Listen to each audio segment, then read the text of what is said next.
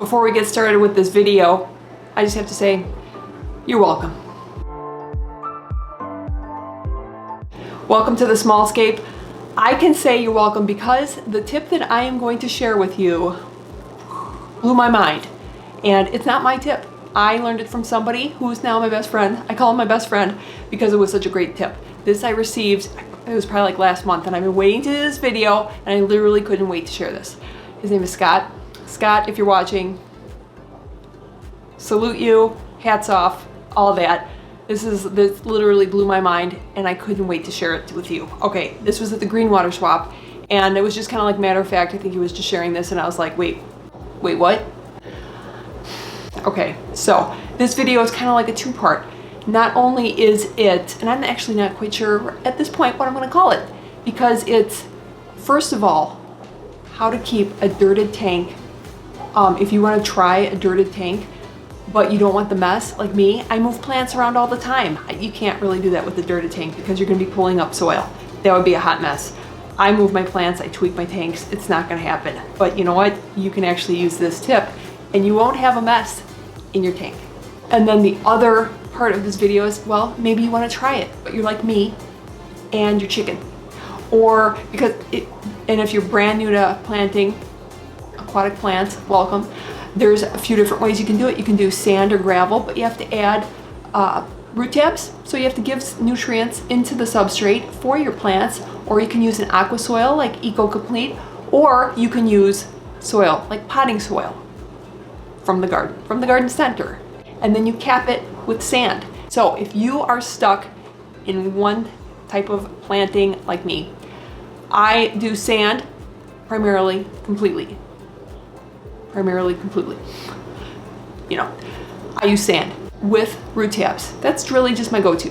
That's all I do. However, I've always wanted to try dirted tanks. Occasionally, we've had what, 2 tanks with like a Eco Complete sort of aqua soil, and it's really hard to plant in.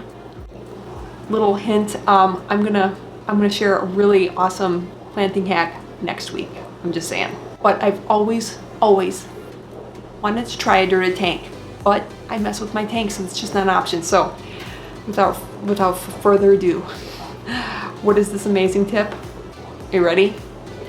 It's one of those tips, you know, the best tips are the ones where you say to yourself, why didn't I think of that? Are you ready? So for me, I want to try a dirted tank, but mine's sand. Okay, I don't want to mess it up. So I'm gonna get myself some potting soil. I'm gonna get some sand. And then what am I gonna do? Get yourself a pot. If this one is too big and you have a nano tank like I do, I only have a 20 gallon that I'm gonna try this in. And this is too big, that's fine. Get yourself a smaller one. Look at how tiny that is. Look at that. So tiny. This is my little potting tray. Okay, any kind of a tray. If you don't want to make a mess, take some of your substrate. And I'm going to do a half and half. Put some potting soil in there. Definitely going to compact it a little bit. Take out that twig. I don't need that twig. Okay. Fill it with some sand.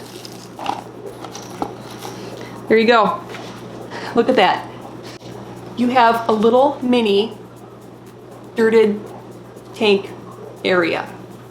I'm going to put it in the tank right now, and I'm going to see. I'm actually going to put side-by-side plants, the same exact plant. I'm going to take a little cutting of a plant. I'm going to put it into my substrate, the sand, and I'm also going to put another little clipping into here. And I have heard, this is what Scott said, there is no comparison at all. If you put a plant in like this method, well, using a dirted tank method, the plants grow crazy, absolutely crazy. So if you're looking to propagate really fast or just grow up your plants, you get some little tissue culture plants and they're so tiny and you want them to grow really fast and bigger, this is the way to do it. So I'm gonna prove it and then check back with me, try it yourself, let me know if you're gonna try it. Let's go put it in the tank. I'm so excited too, because I'm such a scaredy cat, you know, no commitment. Here we are in my 20 long. This is my rummy nose rasbora tank. I also have a bunch of cories And I've got some CPDs and a whole bunch of other little guys in here. But this is kind of my experimental tank. So I kind of play with plants. A lot of that Anubias is not even attached. It just, you know, floats up sometimes and I stick it back in. So I'm just gonna, I even tucked in this little pot so you don't see it as much. I don't think it's necessary to see it all. And I'm just putting it up front so that I can see the growth.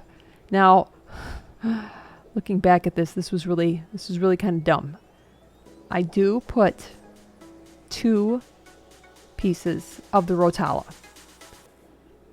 However, one would have thought that I would pick 2 pieces that are the same height. I didn't. One was small. See, the little guy in the sand is really small. I don't know what I was thinking.